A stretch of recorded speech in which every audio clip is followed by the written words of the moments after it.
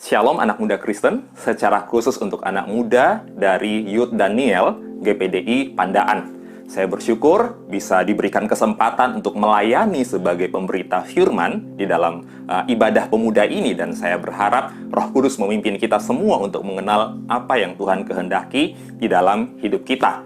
Ya, sedikit perkenalan, nama saya Akung Beritel Ina. Jadi asal saya itu dari NTT, tapi sejak kuliah di tahun 2004 saya kuliah di Universitas Kristen Petra, dan di sanalah saya berjumpa dengan Kristus. Saya menerima Yesus sebagai Tuhan dan Juru Selamat saya secara pribadi, dan akhirnya setelah saya lulus saya sempat kerja di dunia profesi selama beberapa tahun sebelum akhirnya Tuhan panggil untuk melayani Dia penuh waktu sebagai staf di salah satu lembaga pelayanan untuk mahasiswa, yaitu Perkantas. Jadi saat ini saya sudah kurang lebih 10 tahun melayani sebagai staf mahasiswa yang fokus untuk menjangkau, memberitakan Injil, dan memuridkan siswa dan mahasiswa Kristen. Oke, kita akan berdoa sebelum kita masuk kepada pemberitaan firman Tuhan. Mari kita berdoa. Allah Bapa kami dalam kerajaan surga, kami bersyukur ya Tuhan, karena di tengah masa-masa seperti ini, Engkau memberikan kami anak-anak muda kerinduan untuk datang, mengenal Engkau, kerinduan untuk mendengarkan kebenaran firman Tuhan. Biarlah Roh Kudus hadir di tengah-tengah kami. Biarlah Roh Kudus berbicara kepada masing-masing kami, sehingga apapun yang kami alami saat ini, kondisi yang baik maupun kondisi yang buruk, kami mau tetap setia dan kami mau tetap berpedoman kepada firman Tuhan. Hamba-Mu akan berbicara, Roh Kudus pimpin dan tuntun sehingga kebenaran firman Tuhan itulah yang akan menguatkan kami semua yang menyaksikan tayangan ini. Terima kasih ya Tuhan, ini doa kami, di dalam nama Yesus Kristus, kami sudah berdoa kepada Bapa di surga. Amin. Hari ini saya mau mengangkat sebuah tema yang bagi saya ini, Tuhan terus berbicara tentang bagian ini kepada saya di dalam beberapa waktu ini. Ketika janji Allah dan realita terasa kontras.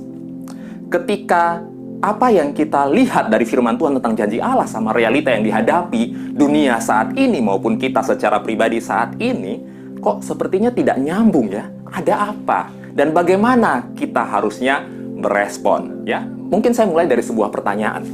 Coba kita renungkan secara pribadi, adakah rencana-rencana kita di masa-masa ini yang sepertinya tiba-tiba tidak sesuai dengan plan? Atau adakah pengalaman hidup kita masa kini yang rasanya kok sulit banget ya? Kok rasanya, kenapa Tuhan izinkan terjadi? Di mana kebaikan Tuhan itu bagi hidup saya sebagai orang yang percaya?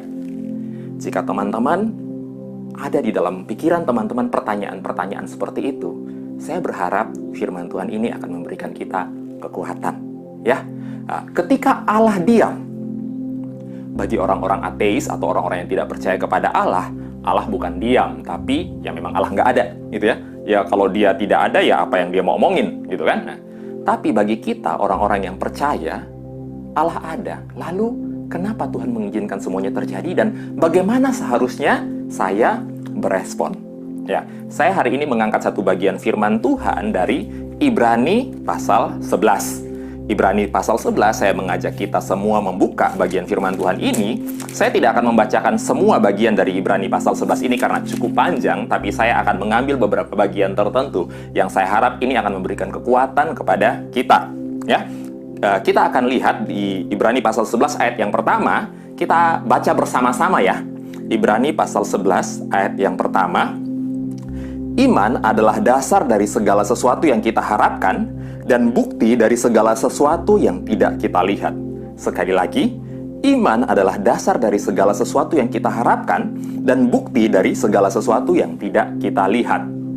Ya, ada dua kata kunci dari bagian ayat yang pertama ini yang saya mau angkat, yaitu iman itu bicara mengenai confidence. Jadi kalau dalam bahasa Inggrisnya itu ada dua kata kunci yang dipakai, yaitu confidence atau conviction, keyakinan, dan yang berikut adalah assurance, jaminan.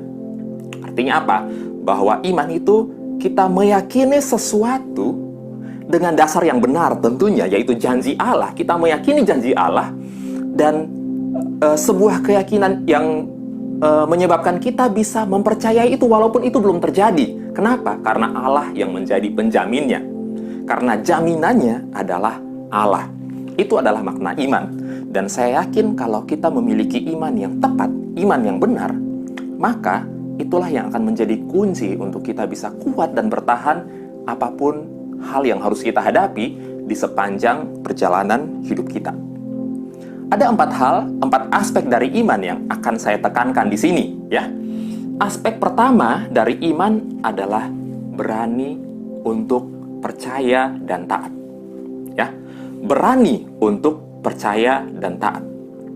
Contoh yang saya angkat di dalam kisah ini adalah Nuh. Di sini dalam Ibrani 11 ini banyak saksi-saksi iman yang dipakai, tapi saya tidak akan bahas semuanya, hanya beberapa tokoh saja. Dan yang pertama saya angkat di sini adalah Nuh. Nuh memberikan sebuah contoh keteladanan bagaimana dia taat, walaupun ketaatan itu sepertinya tidak masuk akal. Dia disuruh membangun bahtera, bukan di lautan, bukan di daerah yang ada airnya, ya, dan disuruh bangun dan dia melakukannya. Dan itu sesuatu yang sangat aneh bagi orang-orang pada zaman itu. Ini orang ngapain sih? Gitu. Tapi Nuh menunjukkan sebuah ciri, yaitu ketaatannya dia kepada apa yang Tuhan rencanakan, walaupun sepertinya itu tidak masuk akal. Dan inilah aspek pertama dari iman, yaitu apa? Keberanian kita untuk taat karena ada kehendak Tuhan yang kita tahu Tuhan nyatakan bagi kita. Ya, keberanian ketaatan ini bukan keberanian yang bodoh, ya. Saya kasih contoh keberanian yang bodoh tuh misalnya begini. Ini kan lagi masa-masa COVID, ya. Saya di Surabaya. Ketika saya keluar tuh saya ketemu banyak sekali orang yang sekarang duduk ngumpul-ngumpul santai, nggak pakai masker, ya. Sepertinya tenang, dan mungkin ada yang berkata, kan hidup mati itu di tangan Tuhan. Ya sudahlah, kita pasrah, kita percaya, gitu.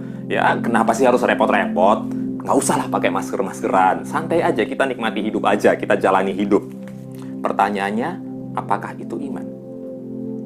Saya katakan itu bukan iman. Saya katakan itu kebodohan.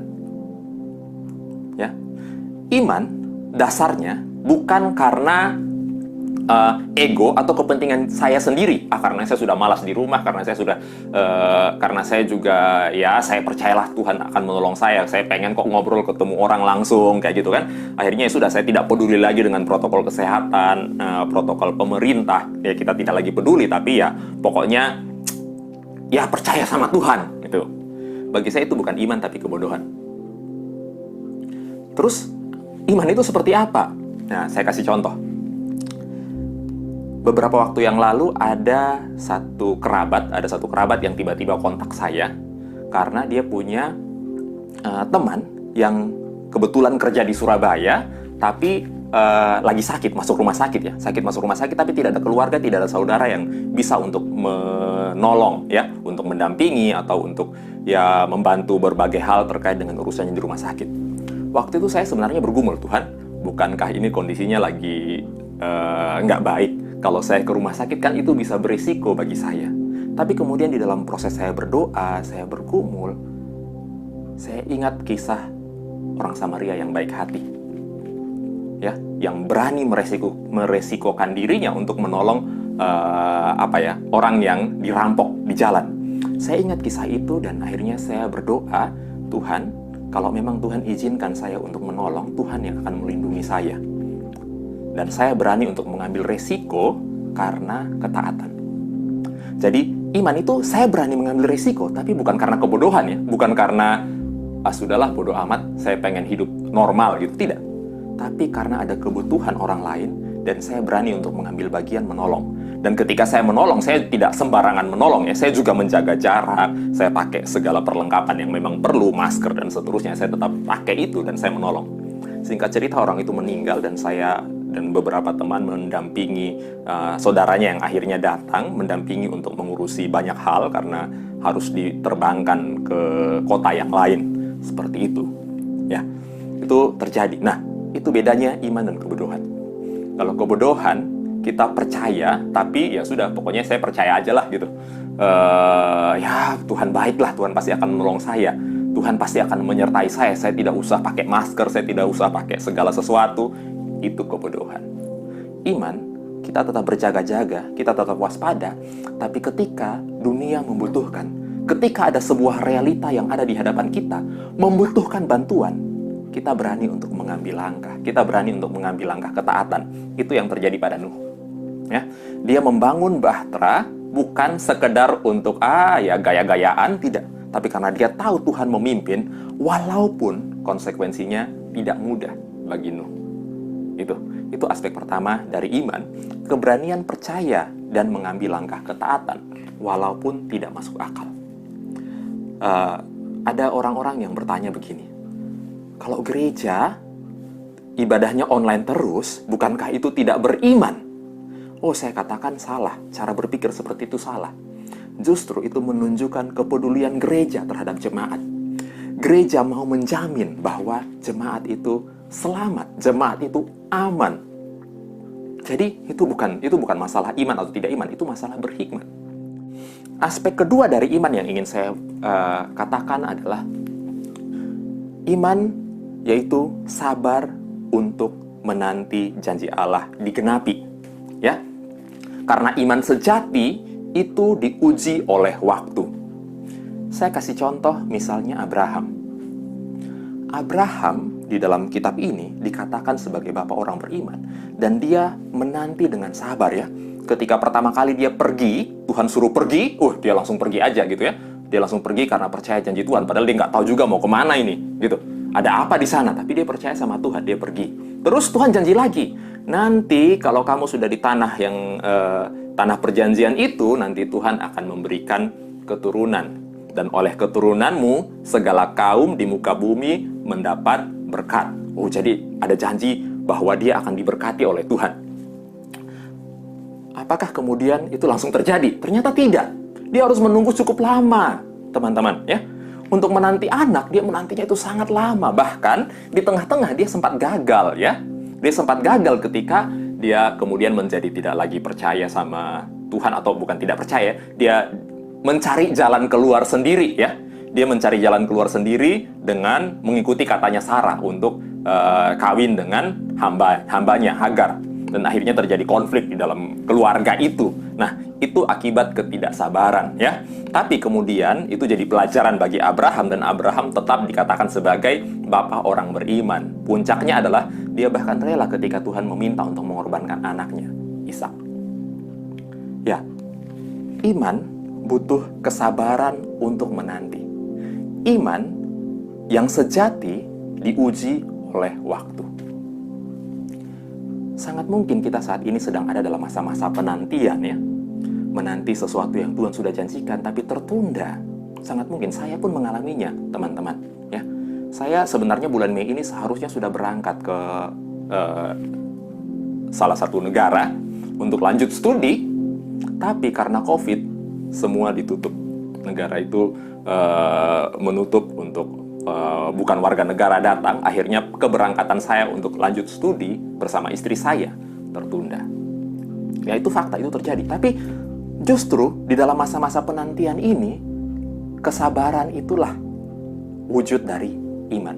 Dan dalam masa-masa penantian ini saya menyaksikan sendiri bagaimana Tuhan ternyata memberikan hal-hal yang jauh lebih besar, kesempatan-kesempatan yang jauh lebih besar. Justru dengan penundaan ternyata itu hal yang baik. Satu saat ada satu adik yang saya bina, yang dia sudah kerja. Dia Tuhan nampaknya memberikan dia jalan keluar untuk bisa kerja di salah satu bank seperti itu. Dan ketika dia kerja di sana dalam masa-masa uji coba 3 bulan biasanya, ya. Dalam masa uji coba 3 bulan, bulan pertama dia tidak bisa mencapai target.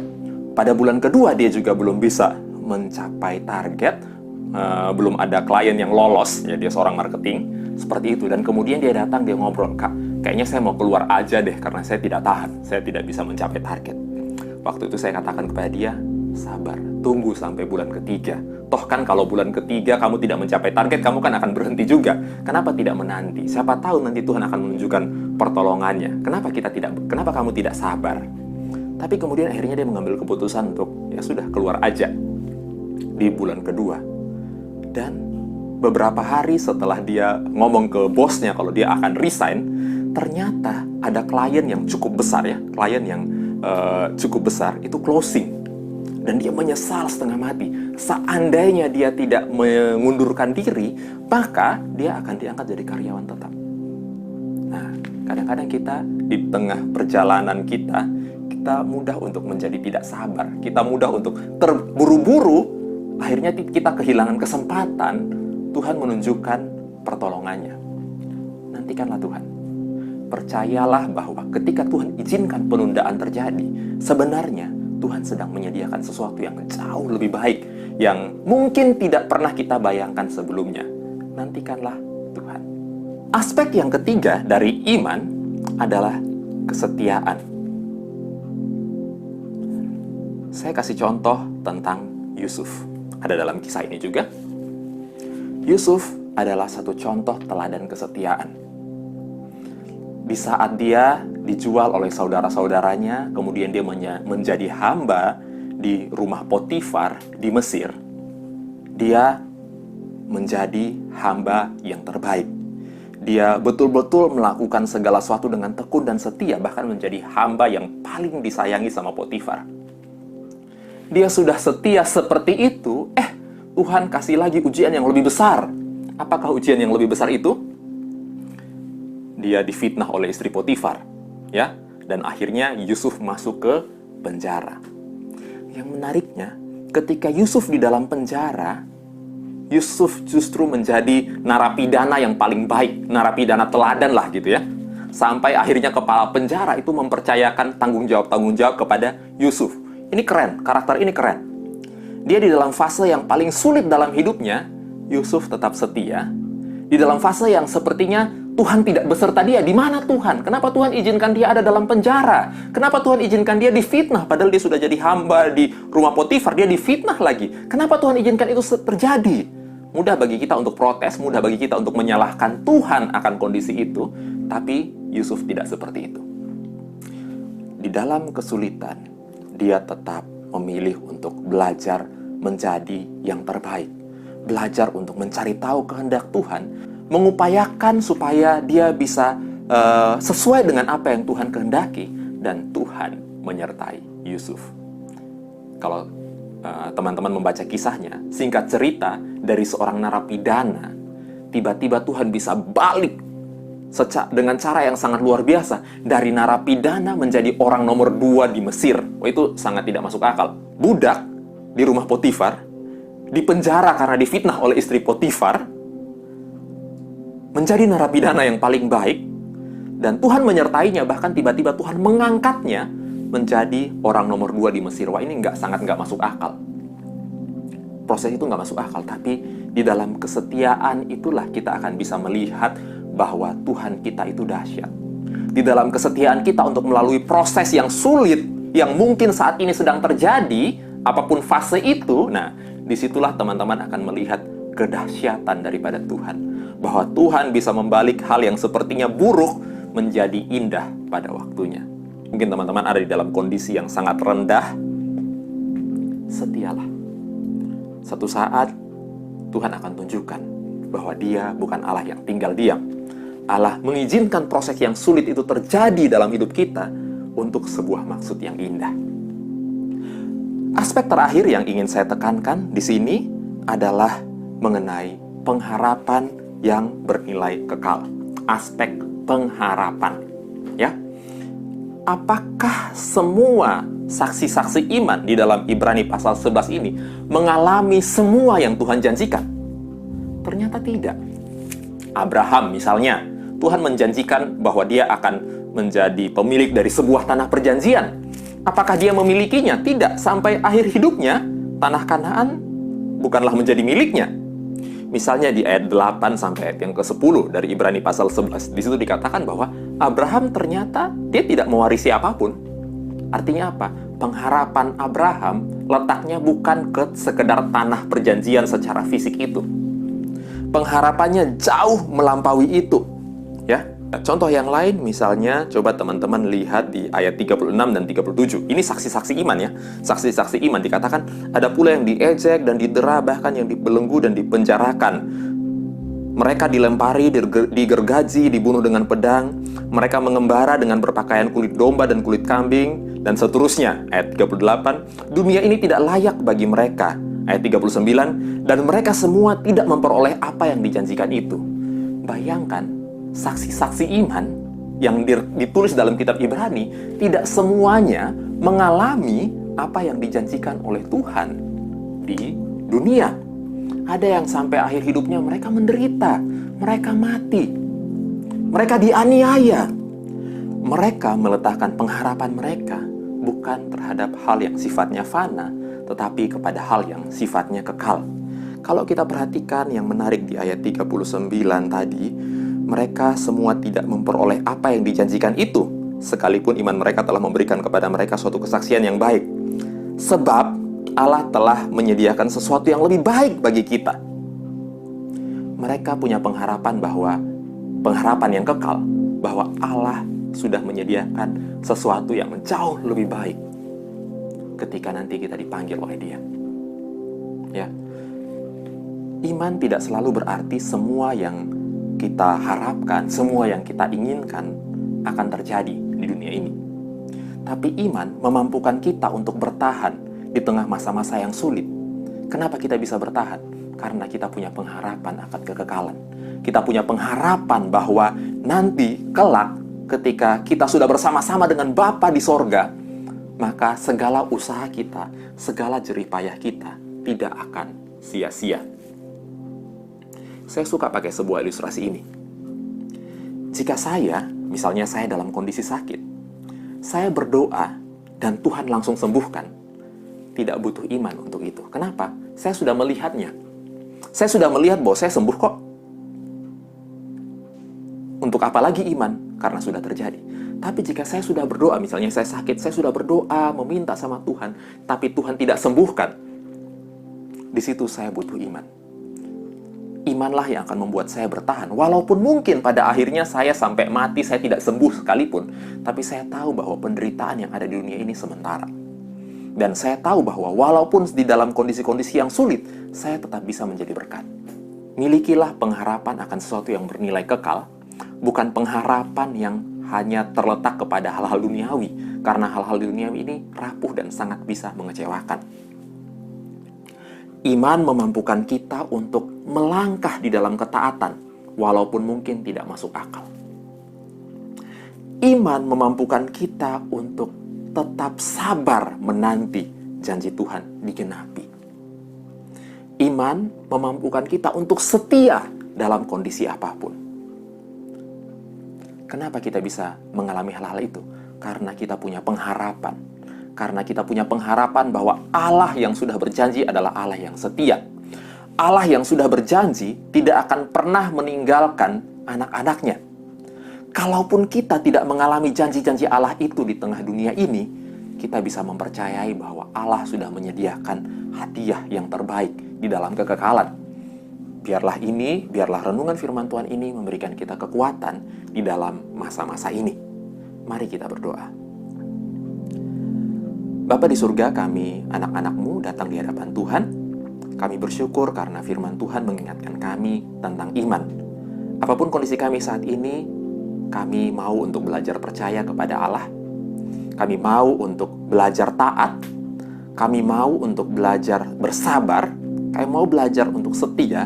Dan kami mau memiliki pengharapan yang benar. Mampukan kami karena kami orang-orang yang lemah. Dan bersama Roh Kudus, kami akan sanggup menjalani kehidupan kami dengan terus percaya kepada Engkau. Ini doa kami, di dalam nama Yesus Kristus, kami sudah berdoa. Amin. Oke, Tuhan memberkati kita semua. Shalom.